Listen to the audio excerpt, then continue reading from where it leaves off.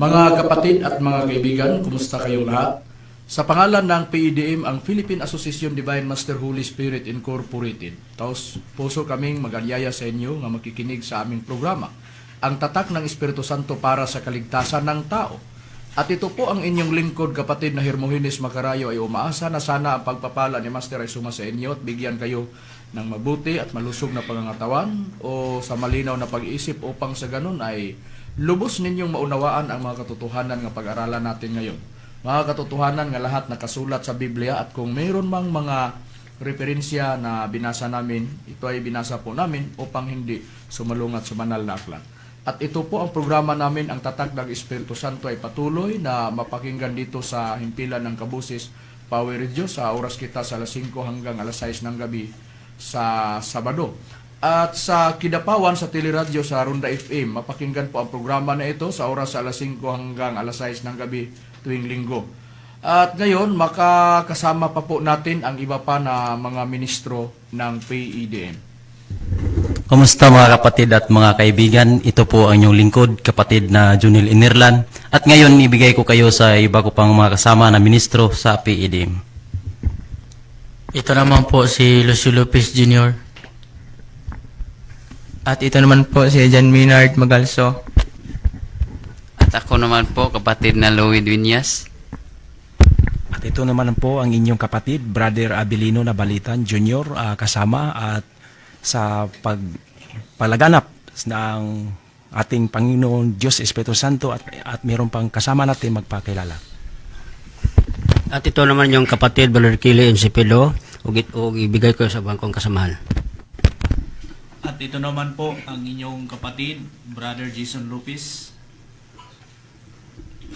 Kumusta mga kapatid at mga kaibigan? Ito po ang inyong kapatid na Distril Macarayo. At ngayon, ibabalik ko kayo sa kapatid na Hermogenes Macarayo upang talakay ng tema o paksa. Bago po natin tatalakay ng paksa po natin ngayon, binabati po natin ang pinakamamahal po natin na General President and Founder ng organisasyon ng ICAGSI o UCAGSI, Ma'am Lilia Tuonan. Magandang hapon po sa iyo, Ma'am, at sa iyong buong sambahayan. At binabati po natin ang ating General Secretary ng organisasyon ng ICAGSI o UCAGSI, Ma'am Lisa Subak. Magandang hapon po sa iyo, Ma'am, at sa iyong buong sambahayan. At binabati po natin ang ating Legal Counsel, si Attorney Pampilo Agbong. Magandang hapon po sa iyo, Attorney, at sa iyong buong sambahayan. At ngayon, bago po natin tatalakay ng paksa po natin, ipahayag po natin ang tungkol sa PEDM, kung ano ang status ng PEDM. Ang PEDM ay isa itong relihiyon na rehistrado sa Securities and Exchange Commission noong March 6, 2024 at itinatag itong relihiyon na PEDM noong 2023, December 29 at narehistro sa gobyerno sa Pilipinas noong March 6. At ang layunin bakit na itatag ang relihiyon na PEDM upang ipalaganap ang pananalig ng mga tao sa Espiritu Santo. At ang isa sa mga karapat-dapat na maging kaanib sa relihiyon na PEDM ay mayroong mabuti na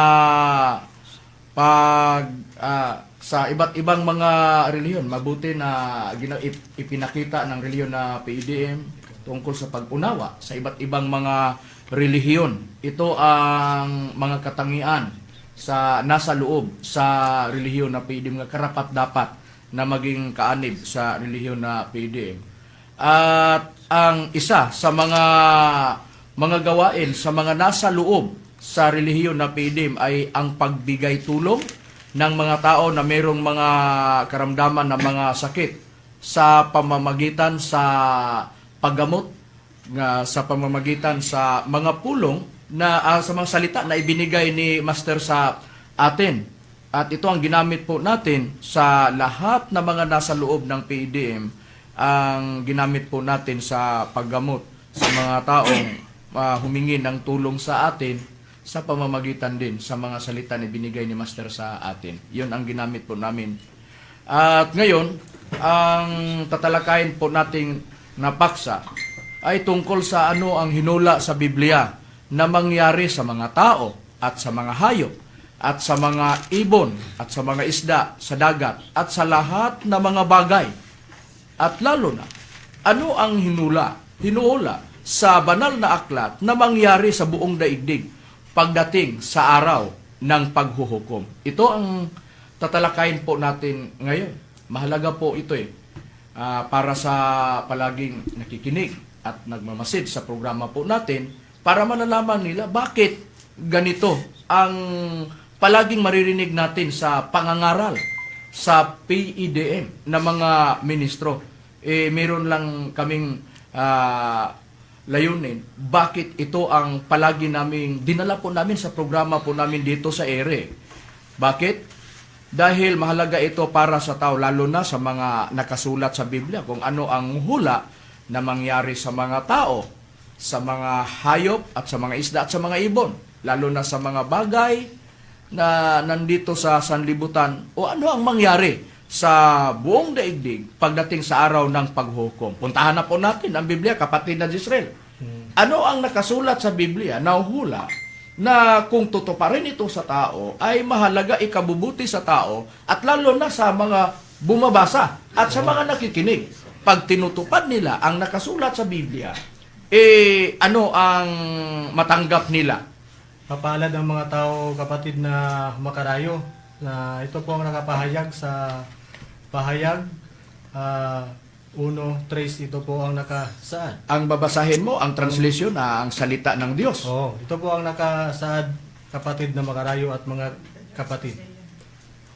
Mapalad ang bumabasa at ang mga nakikinig sa sulat na ito, kung tinutupad nila ang nakasulat dito, sapagkat ang mga sinabi rito ay malapit ng mangyayari. Yun ang nabasa po natin, mga kapatid at mga kaibigan. At mga giliw pong tagapakinig sa programa po namin, ang tatak ng Espiritu Santo para sa kaligtasan ng tao. Mapalad ang tao na bumabasa. Ang tinutukoy nito ay ang mga mangangaral at ang mga nakikinig sa binasa na nasulat nito at tumutupad sa nakasulat dito, sapagkat ang sinabi rito sa nakasulat malapit nang mangyari. Ito ang nabasa po natin sa Biblia. Maliwanag po, mga giliw po naming tagapakinig sa programa po namin. Ang tatak ng Espiritu Santo para sa kaligtasan ng tao. Mapalad ang tao na tutuparin nila ang narinig nila sa binasa. Sinong nagbasa? Mga mangangaral. Kasi malapit nang mangyari ang nasulat sa mga hula. Binanggit ng ating Panginoong Jesucristo nung ang ating Panginoong Jesucristo kasama ang mga tagapaglingkod niya. Meron siyang binanggit na lahat ng mga nakasulat sa Biblia matutupad lahat. Meron ba po tayong katunayan na maipakita po natin sa tagapakinig po sa programa po natin, kapatid na Junel?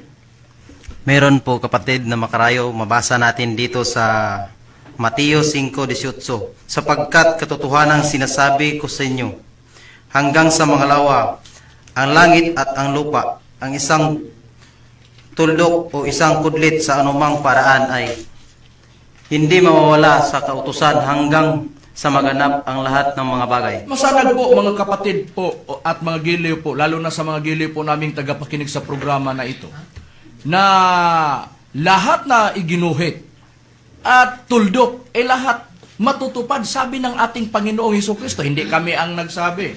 Kami lang ang nagbasa at ang ating Panginoong Hesukristo ang may sabi. At isinulat ito sa mga lingkod niya. Isa si apostol na si Mateo.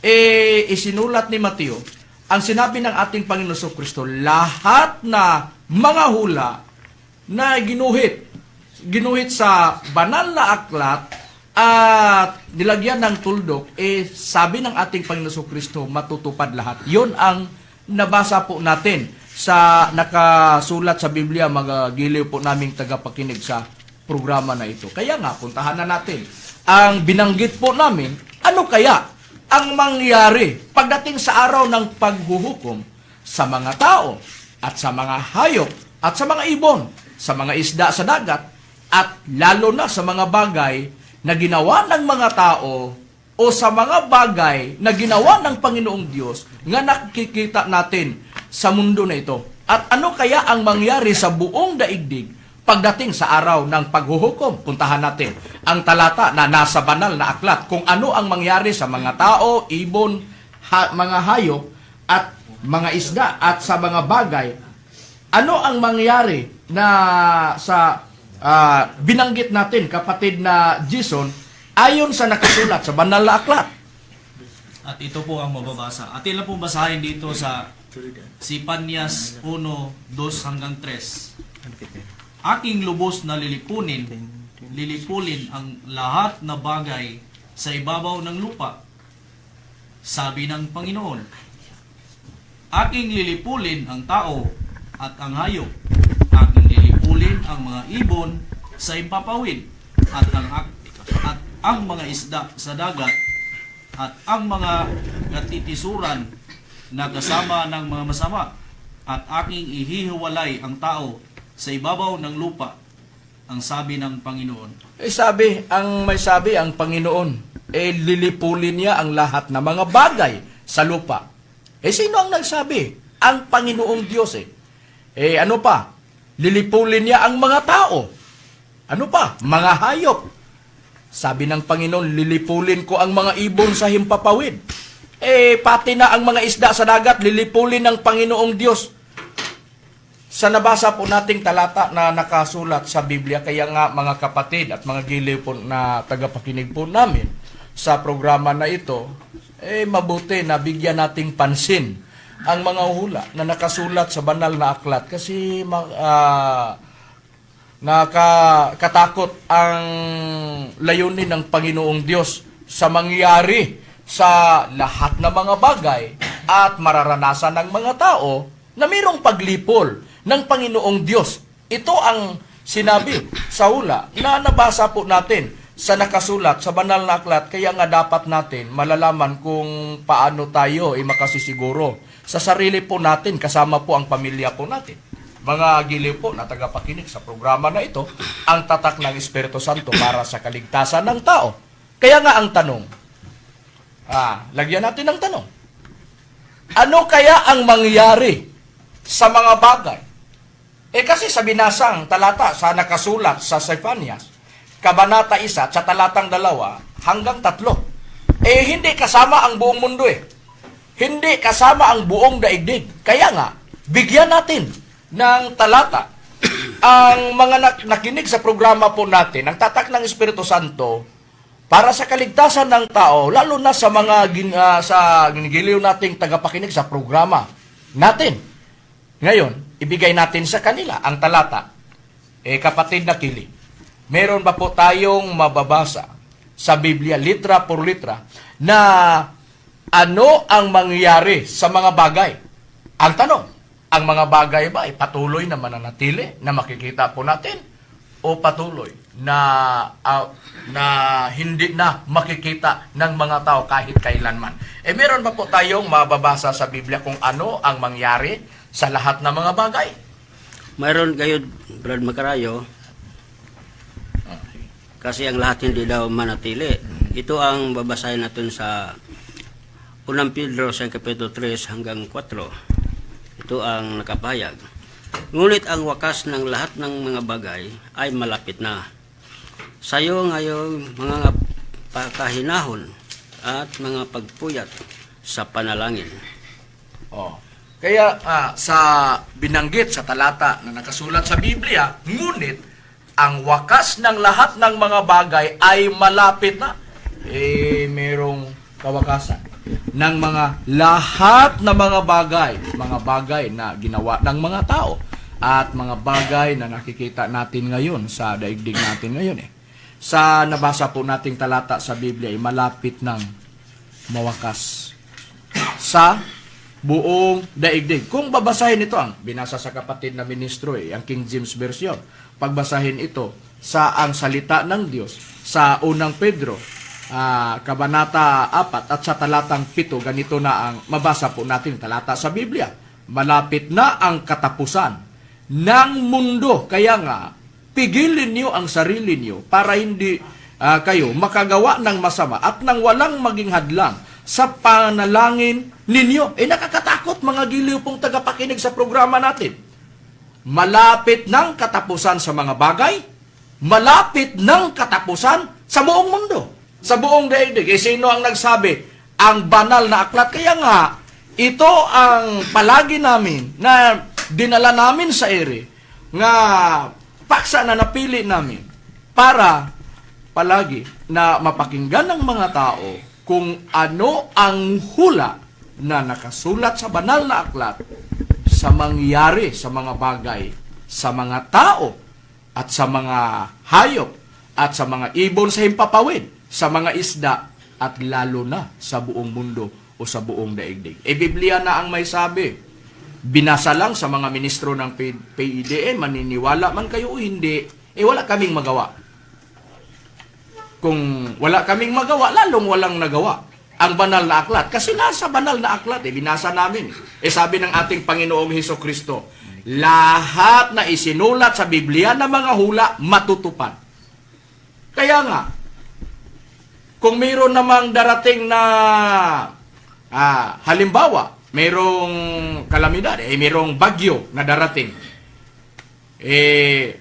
ang payo ng gobyerno o pamahalaan, palaging mag-ingat tayo kasi mayroong parating na malakas na bagyo, halimbawa lang.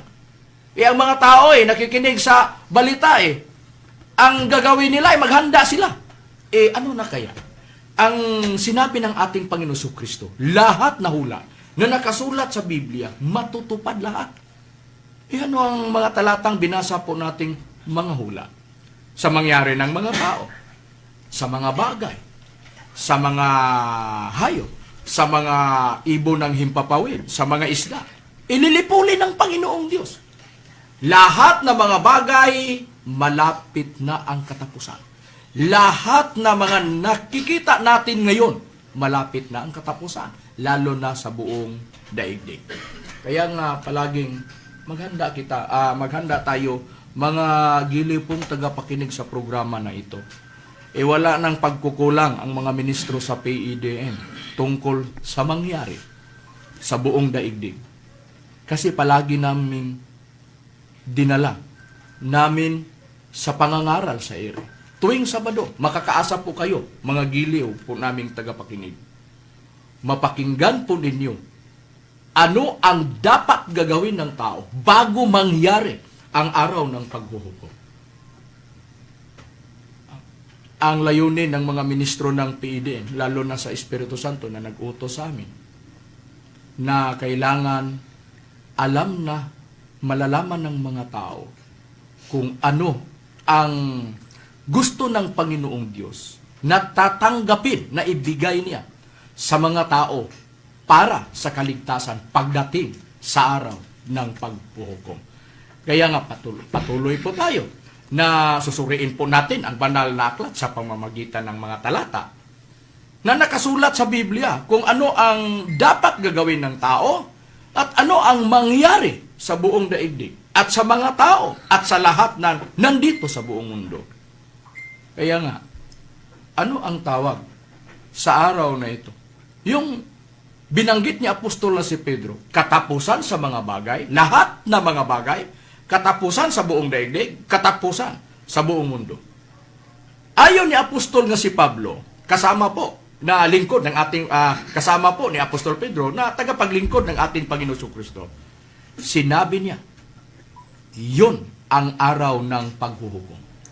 At walang ni isa man na tao na hindi humaharap sa paghuhukom nga gagawin ng Panginoong Diyos dito sa buong sanglibutan. Meron ba po tayong katunayan nga mabasa po natin sa banal na aklat, kapatid na Abilino? Opo, kapatid na Makarayo, meron tayong mababasa. Lahat ng bagay ay may katapusan. Hindi lang bagay, kundi sa buong sanlibutan. Dito po natin mababasa sa Roma, Kapitulo 3, versikulo 19. Ito po ang nakasaad. Dito natin mabasa sa King James Version. Ito po nakapahayag. Ngayon ay nalalaman natin na ang anumang sinasabi ng kautusan Yaon ay sinasabi ng nangangasa ilalim ng kautusan upang matikom ang bawat bibig at ang buong sanlibutan ay mapasa ilalim ng hatol ng Diyos. Maliwanag po ayon sa sinabi ni Apostol na si Pablo at binasa sa kapatid po na ministro, kapatid na Abilino, na ang buong sanlibutan ay mapasa ilalim sa paghahatol ng Panginoong Diyos. Sa nabasa po natin sa nakasulat sa Biblia. Ang binasa niya ang King James Version Tagalog.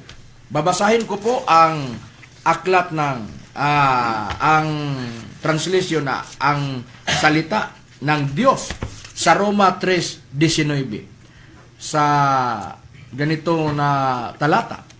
Ngayon alam natin na ang lahat ng sinasabi ng kautusan ay para sa ating mga Hudyo na namumuhay sa ilalim ng kautusan. Parang walang maidahilan ang sinuman na hindi siya dapat parusahan. Ang lahat ng tao sa mundo ay mananagot sa Diyos.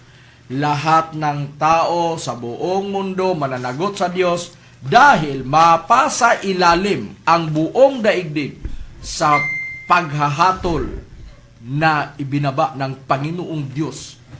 Nahahatulan niya ang lahat ng mga tao at ang lahat ng mga tao ay haharap sa gagawin na paghahatol ng Panginoong Diyos sa lahat ng mga tao dito sa mundo. Matuwid man o hindi, masama man na mga tao ay haharap pagdating sa araw ng paghuhukom. Meron ba po tayong mababasa para mapatunayan po natin dyan sa banal na aklat, kapatid na Louie? Meron po kapatid na makarayo at ito po ay mabasa natin dito sa 3:17 ng Ecclesiastes. Ito po ang nakasaad o nakapahayag. Sinabi ko sa puso ko, hatulan ng Diyos ang matuwid at ang masama. Oo.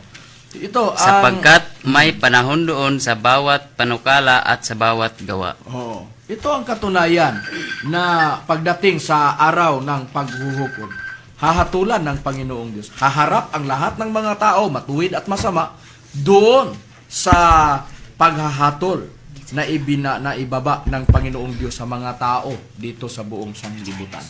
Kaya nga dapat paghandaan po natin, mga giliw po na tagapakinig, sa programa na ito, ang tatak ng Espiritu Santo para sa kaligtasan ng tao. Ano kaya ang mangyari? Ano kaya ang mangyari sa buong daigdig pagdating sa araw ng paghuhukom? Ito ang tanong na bibitawan natin sa programa na ito, ang tatak ng Espiritu Santo para sa kaligtasan ng tao. Ang tanong po, ano ang mangyari sa buong daigdig pagdating sa araw ng mga tao at sa lahat na nandito sa sanlibutan at sa langit at sa lupa? Ano kaya ang mangyari? Dito po sa aklat ng 2 Pedro, Kabanata 3 at sa talatang 5 hanggang 7, 10 hanggang 12. Ganito po ang nakasaad. Mga giliw po na tagapakinig sa programa na ito. Ganito po ang nakasaad. Sapagkat sadyang nililimot nila na mayroong sangkalangitan mula ng unang panahon at isang lupang inanyuan sa tubig at sa gitna ng tubig sa pamamagitan ng salita ng Diyos. At nasa pamamagitan din nito, ang sanglibutan noon na inapawan ng tubig ay napahamak. Kuminto po tayo dyan sa talatang 6. Ang nabasa po natin sa Biblia na ang buong sanglibutan ay inapawan. Ang sanglibutan inapawan ng tubig ay napahamak. Yun ang nangyari na hinatulan noong panahon ang sanlibutan, ang mga tao at ang mga merong maraming nakatira dito sa sanglibutan na ito. Ang ginawa ng Panginoong Diyos ay hinatulan niya, napahamak ito At ang nangyari, inapawan ng tubig ang balat ng lupa. At ang kalagayan ng sanglibutan ngayon na kinalalagyan natin ngayon dito sa city, ngunit ang sangkalangitan ngayon at ang lupa ay sa pamamagitan ng gayon ding salita ay iningatang talaga sa apoy na itinataan sa araw ng paghuhukom at ng paglipol sa mga taong masama. Ibalikan po natin ang sipan niya. Sa binasa po kanina, lilipulin ng Panginoong Diyos ang mga tao, lahat ng mga bagay, ang mga hayop, at ang mga ibon sa himpapawid, at ang mga isda sa dagat, at lalo na ang buong daigdig. Nabasa po natin sa Biblia, ang sanglibutan ngayon ay itinataan sa apoy at itinaan ito sa araw ng paghuhukom para lilipulin ng Panginoong Diyos ang mga taong masama. Iyon ang nabasa natin sa Biblia. Kaya nga, ang binanggit niya apostol nga si Pedro, sa unang Pedro 4:7, nabasa po natin sa Biblia kanina. Ano ang nabasa natin sa Biblia? Malapit na ang katapusan sa buong daigdig o sa buong sanglibutan. Sa buong mundo. Ano ang mangyari sa mundo o sa buong daigdig na kinalalagyan natin ngayon? Sa 10 hanggang 12 ang babasahin po natin na talata sa nakasulat sa Biblia. Data po. Darating ang araw ng Panginoon ng nagaya ng magnanakaw na ang sangkalangitan sa araw na iyan ay mapaparam na kasabay ng malaking ugong at ang mga bagay sa langit ay mapupugnaw sa matinding init at ang lupa at ang magagawang nasa lupa ay pawang masusunog. Yamang ang lahat ang mga bagay na ito ay mapupugnaw sa ganito. Ano ngang anyo ng pagkatao ang nararapat sa inyo sa banal na pamumuhay at pagkamaawain na ating hinihintay ang pinakananasa, ang pagdating ng kaarawan ng Diyos na dahil dito'y ang sangkalangitan na nagniningas at mapupugnaw at ang mga bagay sa langit ay matutunaw sa matinding init. Ganito po ang nakasulat sa Biblia, mga giliw po naming tagapakinig sa programa na ito. Ang mangyari sa buong daigdig pagdating sa araw ng paghuhukom ay mapupugnaw ito sa matitinding init. At ang nabasa natin sa nakasulat sa Biblia, ang kalangitan at ang lupa ay pawang masusunog. Sa sobrang matitinding init mapupugnaw ito, lalo na sa mga bagay na nakikita natin ngayon. Mga bagay na ginawa ng mga tao at mga bagay na nakikita natin ngayon na ang Diyos ng Panginoon ay nagawa nito. Ano ang mangyari? Ang mangyari sa buong daigdig patungo sa katapusan. Malapit na ang katapusan sa buong daigdig, malapit na ang katapusan sa lahat ng mga bagay. Ito ang nabasa po natin na nakasulat sa Biblia. Pero, kung ito ang mangyari sa buong daigdig, mayroong layunin o nais ang Panginoong Diyos na makamtan ng tao dito sa buong daigdig. Hahatulan man ng Panginoong Diyos ang buong daigdig, ang mga taong masama na hindi niya binigyan na mailigtas pagdating sa araw ng paghuhukom. Kaya nga, ang nais ng Panginoong Diyos, ito ang dapat malalaman po natin o malalaman ng mga tao na mayroong nais ang Panginoong Diyos. Gusto niya na ang lahat ng mga tao ay makarating o makatagpo sa katotohanan at makatanggap ng kaligtasan. Kasi nais ng Panginoong Diyos, lahat ng mga tao, hindi lang isa hindi lang 2, 3, 4, 5 ang nais niyang maligtas. Lahat ng mga tao gusto ng Panginoong Diyos na maliligtas pagdating sa araw ng paghuhukom. Mayroon pa po tayong mababasa sa Biblia, kapatid na GM, para mapatunayan po natin na totoo ang sinabi natin dito sa programa po natin. Meron po talaga tayong mababasa, kapatid na makarayo. Ito po, basahin natin sa 2:3 hanggang 4 ng unang Timoteo. Ito po ang nakasulat. Ito'y mabuti at nakalulugod sa paningin ng Diyos, na ating tagapagligtas, na siyang may ibig na ang lahat ng mga tao'y mga ligtas at mga kalam ng katotohanan. Ito ang nabasa po sa nakasulat sa Biblia. Ang ikabubuti at kinalulugod ng Panginoong Diyos na ang lahat ng mga tao nais niya na makarating ng kaligtasan at malalaman ng mga tao ang katotohanan. Ito ang nabasa po natin sa nakasulat sa Biblia. Kaya nga, ito ang na magsikap ang tao, hahanapin ang katotohanan at sa matagpuan ng mga tao ang kaligtasan na binigay ng Panginoong Diyos sa mga taong bibigyan niya ng kaligtasan. Ano kaya? Mga giliw po na tagapakinig sa programa na ito, ang kaligtasan na tinutukoy sa talata na binasa po natin sa nakasulat sa Biblia. Para malalaman po natin, kukuha tayo ng isang halimbawa na meron nang nangyari na hinatulan ng Panginoong Diyos ang mga tao dito sa mundo, lahat na nagawa ng kasamaan. Ano ang ginawa ng Panginoong Diyos? Nangyari na noon pa, meron nang hinatulan, meron nang nangyari na panahon na hinatulan ng Panginoong Diyos ang lahat ng mga tao na nagawa ng mga masama. Pati na ang mga hayop, pati na ang mga ibon sa impapawid. Pero hindi kabilang noon ang mga isda sa ilalim sa tubig o sa karagatan. Dahil noon, ang ginamit ng Panginoong Diyos, makikita natin sa binanggit ni Apostolo si Pedro, lahat ng balat ng lupa, inapawan ng tubig. Hinatulan ng Panginoong Diyos.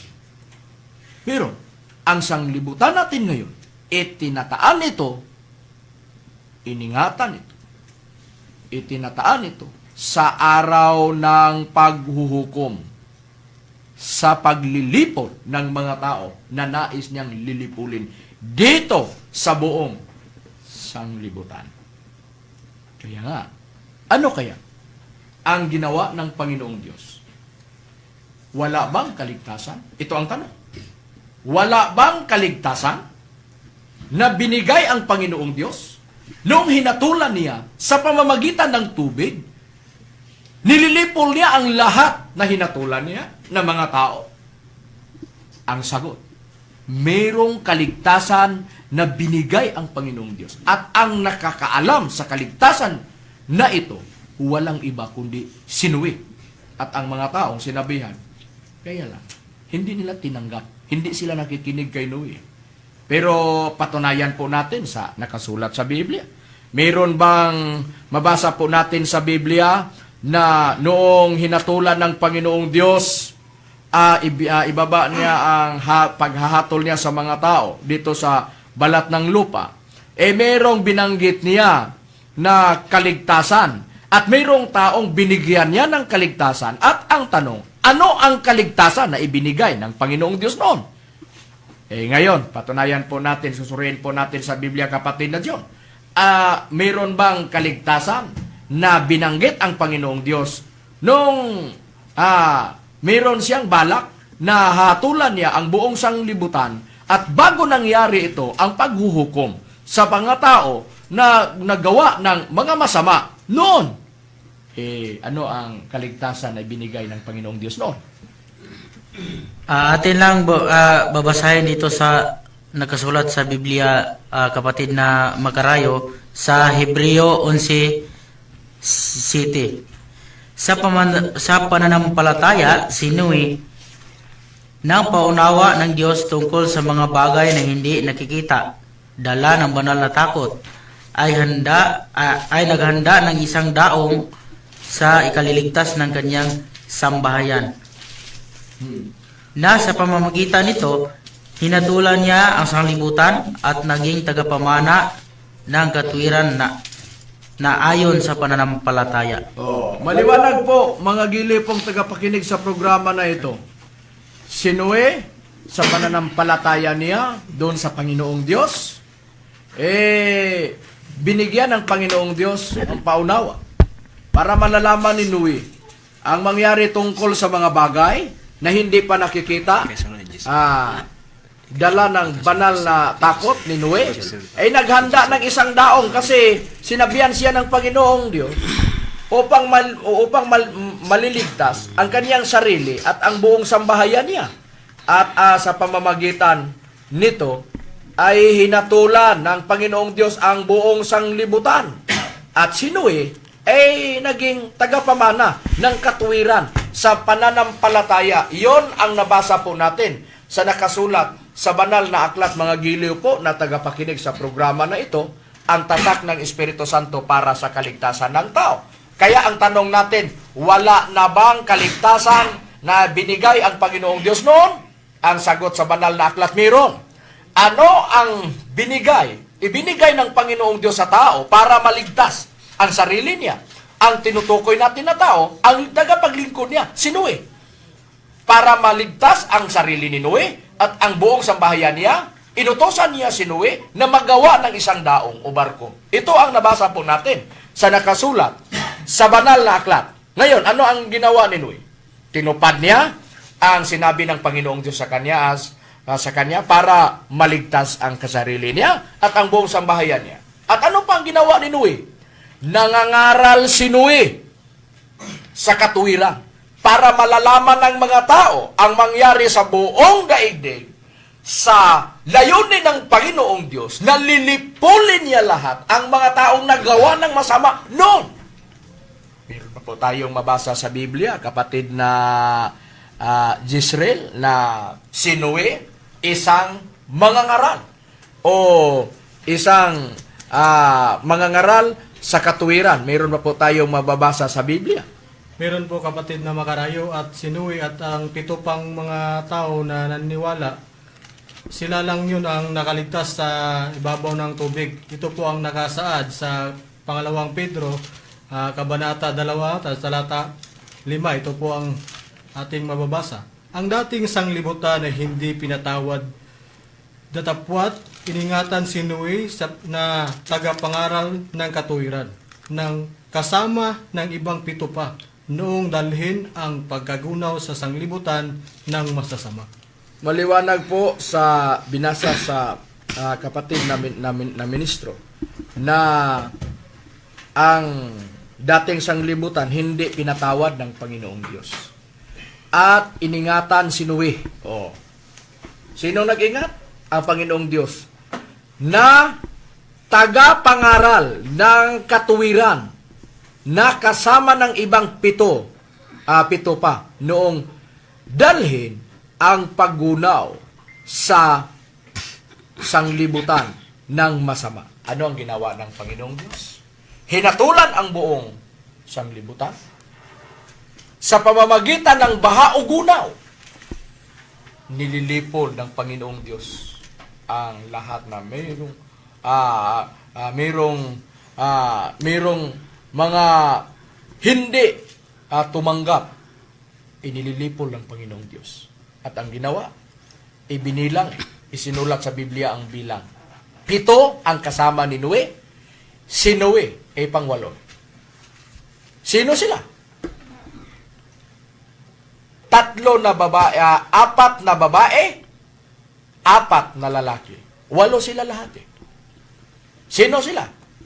Si Noe, una. At ang ikalawa, ang asawa ni Noe. Meron silang anak na 3 na lalaki. At nag-asawa ang 3 kaanak na lalaki. Ito ang nabilang po natin. 8 lahat. Kasi binilang sa banal na aklat eh.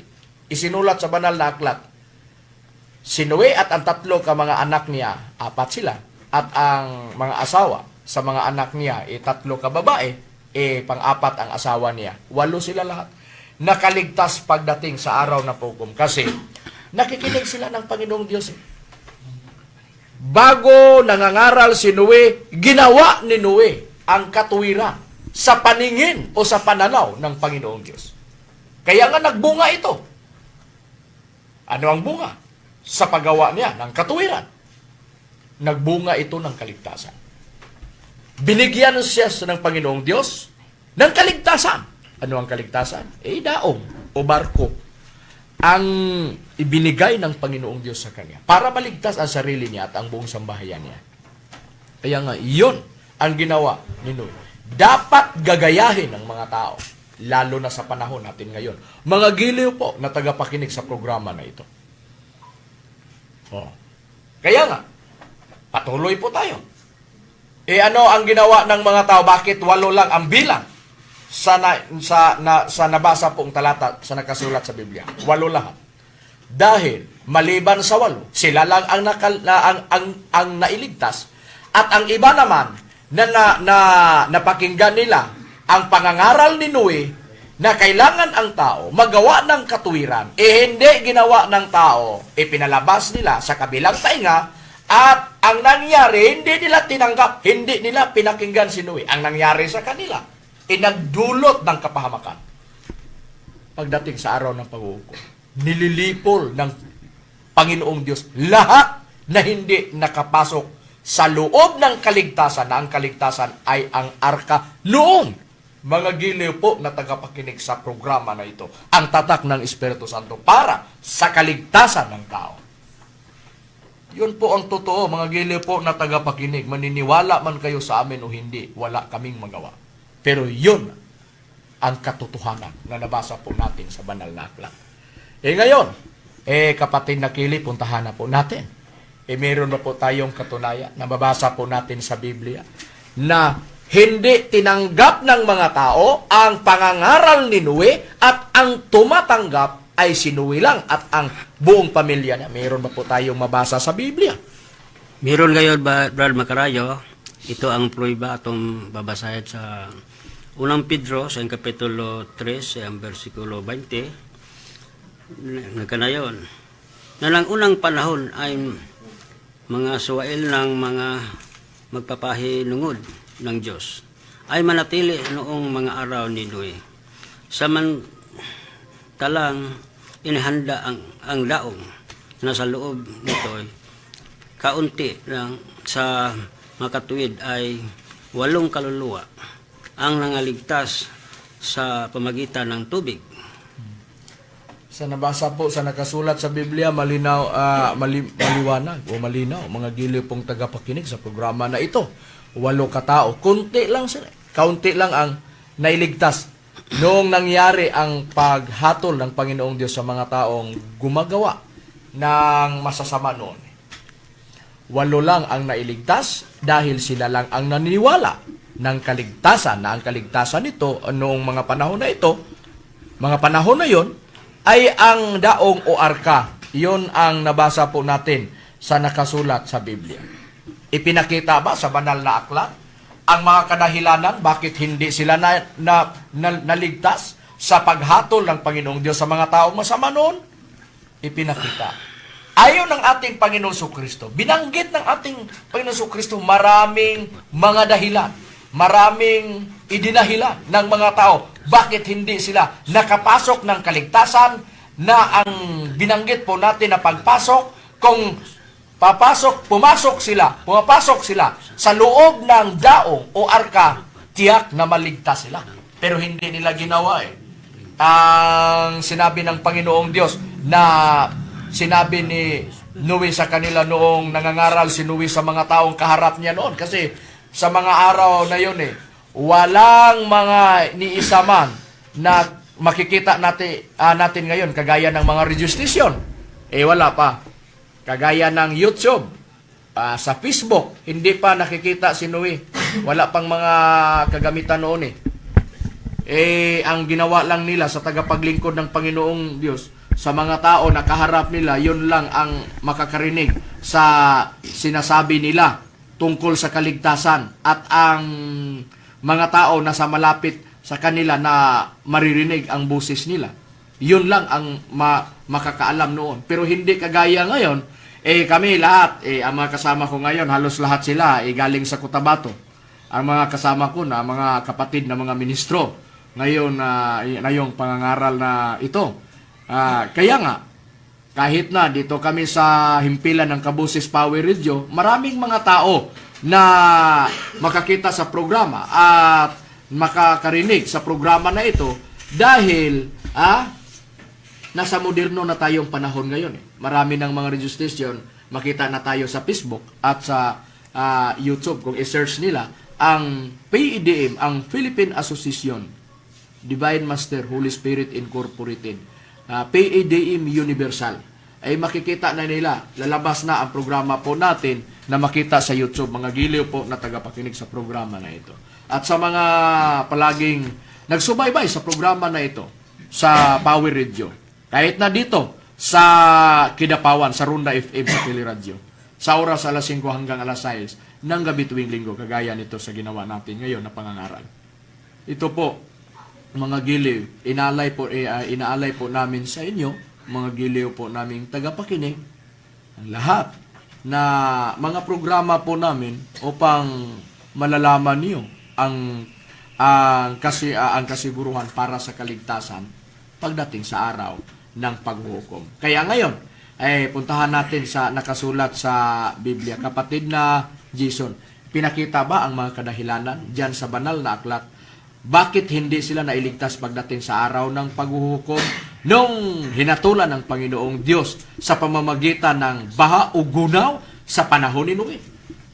Ano ang mga kadahilanan na binanggit ng ating Panginoong Hesukristo? Atin lang pong babasahin dito sa Lucas 17:26 hanggang 29. At kung paano ang nangyari sa mga kaarawan ni Noe, ay gayon din ang mangyayari sa mga kaarawan ng anak ng tao. Sila'y nagsisikain, sila'y nagsisiinom, sila'y nangag-aasawa, at sila'y pinapag-aasawa hanggang sa araw na pumasok sa daong si Noe, at dumating ang paggunaw at nilipol silang lahat. Gayon din naman kung paano ang nangyari sa mga kaarawan ni Lot. Sila'y nagsisikain, sila'y nagsisiinom, sila'y nagsisibili, sila'y nangagbibili, sila'y nagtatanim, sila'y nagtatayo ng bahay. Datapwat ng araw nang umalis sa Sodoma si Lot, ay umulan mula sa langit ng apoy at asupre, at nilipol silang lahat. Ito ang mga kadahilanan binanggit ng ating Panginoong Hesukristo ang nangyari sa mga kaarawan ni Noe. Ayon sa binanggit ng ating Panginoong Hesukristo, ang mga kadahilanan ng mga tao nagsikain sila, nagsisiinom sa mga ipinagbawal ng Panginoong Diyos, sila'y nangag-aasawa at sila'y nangagpaasawa hanggang sa araw na pumasok sa daong si Noe. Dumating ang pagunaw at nilipol silang lahat. Yon ang nangyari. Gayon din ang nangyari sa mga kaarawan o sa mga araw ni Lot. Nagsikain ang mga tao, nagsiinom, sila'y nagsibili, sila'y nangagbibili, sila'y nangagtatanim, sila'y nangagtatayo ng bahay. Pagdating sa nung umalis na si Lot sa Sodoma, ay umulan sa langit, mula sa langit ang apoy at asupre. Nilipol ang lahat ng mga tao sa dalawang lugar, Sodoma at Gomora. Yun ang mga kadahilanan bakit hindi sila nangaligtas noon. Kaya nga, yung mayroon pa tayong hinaharap, mga giliw po naming tagapakinig. Ano ang hinaharap natin? Hindi hanggang lang ng ginawa ng Panginoong Diyos sa mga araw ni Noe, ang paghatol ng mga taong masama.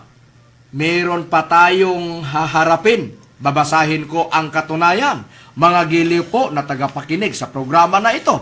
Dito po sa aklat ng Mateo, Kabanata 24 at sa talatang 21. Sapagkat kung magkagayoy, magkakaroon ng malalaking kapighatian na ang gayoy di pa nangyayari buhat sa pasimula ng sanglibutan hanggang ngayon at hindi na mangyari kailanman. Ito ang katunayan, mga giliw po naming tagapakinig, mayroon pang hinaharap natin darating malaking kapighatian. Kaya nga dapat maghandaan po natin.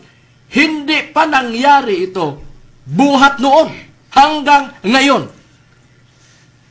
Sino ang nauna? Si Noe o ang mga apostol na mga tagapaglingkod ng ating Panginoon Kristo? Nauna si Noe. Kaya nga nangyari na ang paglipol ng Panginoong Diyos sa pamamagitan sa baha o gunaw, ang balat ng lupa, hinatulan ang mga tao. Kaya nga, ito ang katunayan, maliwanag na hindi pa ito nangyari, hindi pa nararanasan dito sa balat ng lupa sa buong mundo. Pero, yung binasa po nating hula na mangyari na katapusan sa lahat ng mga bagay o sa buong daigdig o sa buong sanglibutan, haharapin natin ito. Papayag man tayo o hindi, mangyari ito, sabi ng ating Panginoong Hesukristo. Kaya nga dapat tayo maghanda. Mga giliw po na tagapakinig sa programa na ito. Bago mangyari ang paghatol sa buong sanglibutan, ipinakita ng ating Panginoong Hesukristo, mayroong mga palatandaan na malapit na tayo, patungo na tayo sa malaking kapighatian, araw ng paghukom, katapusan sa lahat ng mga bagay o sa buong daigdig. Mayroon ba po tayong mababasa sa Biblia, kapatid na Abilino? Meron po, kapatid na Makarayo. Ganito po ang ating mababasa sa Mateo 24, 6 hanggang 8. Makarinig kayo ng mga digmaang malapit sa inyo at mababalitaan ninyo na may mga digmaan din sa malayo. Ngunit huwag kayong matakot. Kinakailangan na mangyari na mga ito. Ngunit hindi pa ito ang katapusan. Sa 7, sapagkat magdigmaan ang mga bansa at ang mga kaharian. Magkakaroon ng tagutom at paglindol sa iba't ibang lugar. Sa 8, ang lahat ng ito ay pasimula lamang ng mga paghihirap na darating. Maliwanag po, mga gili po na tagapakinig sa programa na ito na mayroong mangyari na malaking kapighatian, pero bago ito mangyaring malaking kapighatian o darating ang malaking kapighatian, mararanasan ng tao ang mga palatandaan. Makarinig tayo ng mga digmaan sa iba't ibang bansa. At mangyari ang mga lindol at mga tagutom. Yun ang nabasa po natin sa nakasulat sa banal na aklat.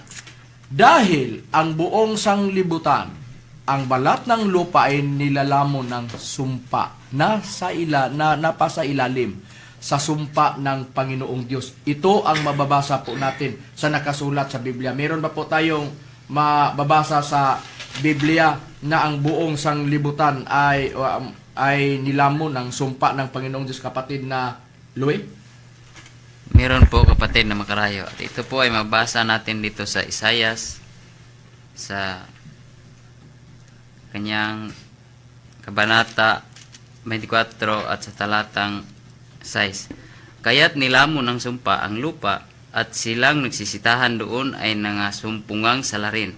Kaya't ang mga nananahan sa lupa ay nangasunog at nangagilan ang tao.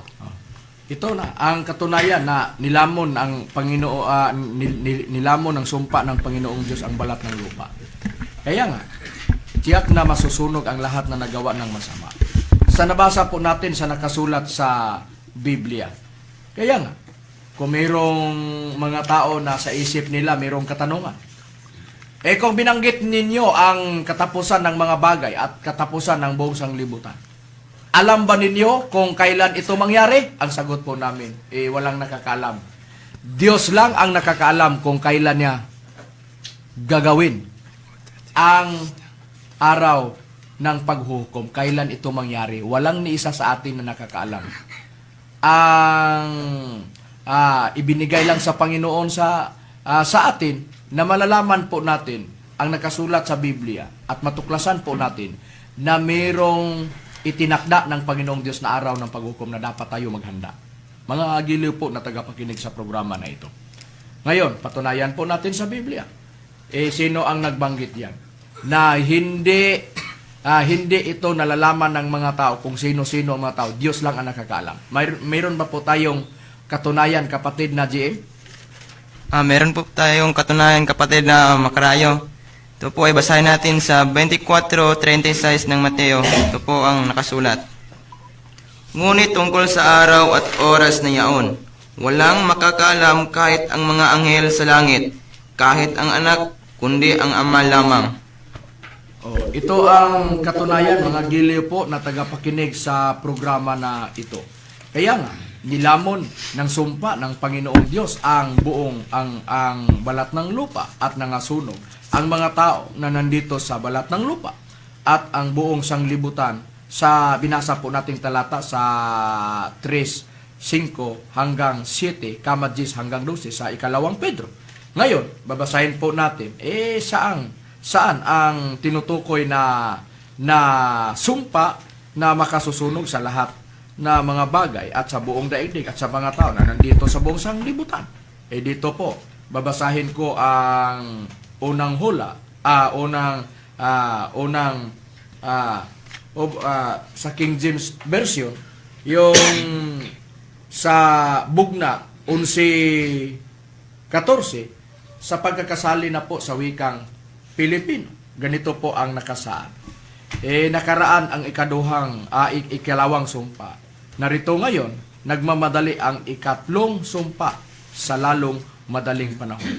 Maliwanag po sa nabasa po natin sa nakasulat sa Biblia, sa Bugna 11:14, sa Cebuano King James Version, at isinali na po natin sa pagbasa sa wikang Pilipino, ikalawang sumpa nangyari at ang hinaharap natin na mangyari sa buong daigdig pagdating sa araw ng paghukom. Yun ang ikatlong sumpa na mangyari na hinaharap po natin ngayon. Sabi ng ating Panginoon Jesucristo, malaking kapighatian. Yun ang nabasa po natin na talata na nakasulat sa Biblia. Kapatid na John, ano ba ang tinutukoy na ikatlong sumpa na mangyari na hinaharap natin ngayon? Atin lang babasahin sa Isaiah 42:25. Ito ang nakasaad. Kaya't ibinugso niya ang kanyang sa kanya ang pusok ng kanyang galit at ang lakas ng pakikipagbaka at isinusulan siya ng apoy sa palibot. Ngayon may hindi niya naalaman at sinunog siya. Gayon may hindi siya nagalak ng kalooban. Kaya nga, ang tinutukoy na ikatlong sumpa ay ang ikatlong digmaan. Nangyari na ang unang digmaan sa 1914, July 27, 1914. At nangyari ang ikalawang digmaang pangdaigdig sa September 1 sa 1939 hanggang 1945. Ito ang ikalawang digmaang pangdaigdig. At ang ikatlong digmaang pangdaigdig ay hinaharap natin ngayon. Pagdating, tiyak na ang mangyari ay masusunog ang lahat ng dito sa sanglibutan.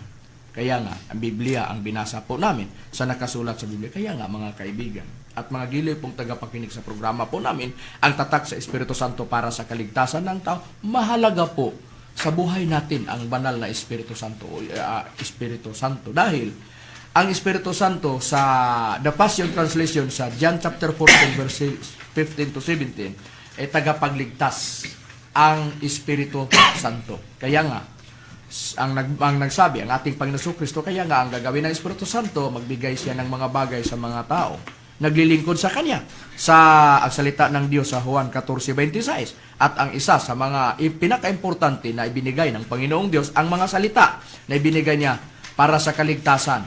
Sa Efeso 6:17, para maligtas ang tao pagdating sa araw na paghuhukom sa mangyari na digmaan o sa tagutom o sa kamatayan sa Job 5:20. Kaya nga mahalaga ang paglilingkod sa Espiritu Santo na mabasa sa Roma 7:6 at makatanggap ang tao ng panalangin para yun ang gagamitin sa mga tao tuwing magdasal ang tao para na ililigtas ng Panginoong Diyos parating sa araw ng paghukom. At kailangan nga ang tao matatakan sa tatak ng Espiritu Santo para sa kaligtasan sa Efeso 4:30, at ang mga tao na ililigtas ng Panginoong Diyos pagkatapos na ang tao ay matatakan ng tatak ng Espiritu Santo, dadalhin ng Panginoong Diyos sa bagong langit at bagong lupa na doon nananahan ang mga taong matuwid.